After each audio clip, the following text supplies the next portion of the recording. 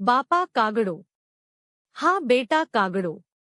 એક ગામમાં એક વેપારીની કરિયાણાની નાની દુકાન હતી. આ વેપારી આખો દિવસ દુકાનમાં બેસી ચીજ વસ્તુ વેચે.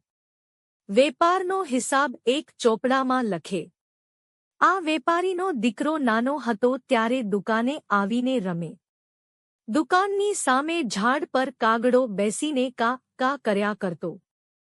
નાનો બાળક એના બાપને કહ્યા કરે, બાપા જુઓ આ કાગડો.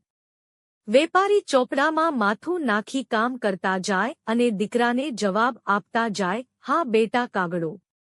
આવું વારંવાર થાય એમાં વેપારી ભૂલથી ચોપડામાં લખી નાખે, બાપા જુઓ આ કાગડો, હા બેટા કાગડો. વર્ષો પછી વેપારી ઘરડો થઈ ગયો અને એનો દીકરો યુવાન થઈ ગયો એટલે દીકરાએ દુકાન સંભાળી લીધી. ઘરડો બાપ કોઈ વાર દુકાને આવીને બેસે અને દીકરા સાથે વાત કરવા લાગે.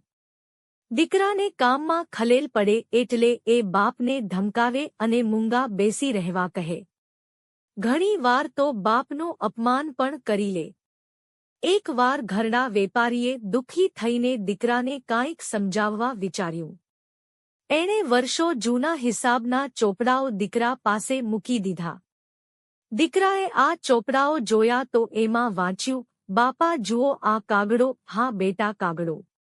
દીકરાને એના બાળપણની વાત યાદ આવી ગઈ કે પોતે સતત રમત કર્યા કરતો અને આવું બોલ્યા કરતો ત્યારે એના બાપ જરાયે અકળાયા વગર એને જવાબ આપ્યા કરતા એમાં જ એમનાથી ભૂલમાં આવું લખાઈ ગયું હતું. દીકરાને ખૂબ જ પસ્તાવો થયો કે એના બાપે જરાયે અકળાયા વગર એને આવા લાડ લડાવ્યા હતા જ્યારે પોતે તો ઘરડા થઈ ગયેલા બાપનું અપમાન કરે છે અને એમને વાત જ નથી કરવા દેતો.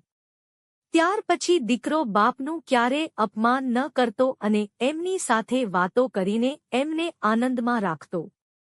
ઘરડા મા-બાપનું ક્યારે અપમાન ન કરવું. એમણે આપણે નાના હતા ત્યારે આપણી બધી જ ધમાલ મસ્તી સહન કરીને આપણને ખુશ રાખ્યા હતા તો જ્યારે આપણે મોટા થઈ જઈએ અને મા-બાપ ઘરડા થઈ જાય ત્યારે એમની સાથે પ્રેમથી વાતો કરીને એમને આનંદમાં રાખવા જોઈએ.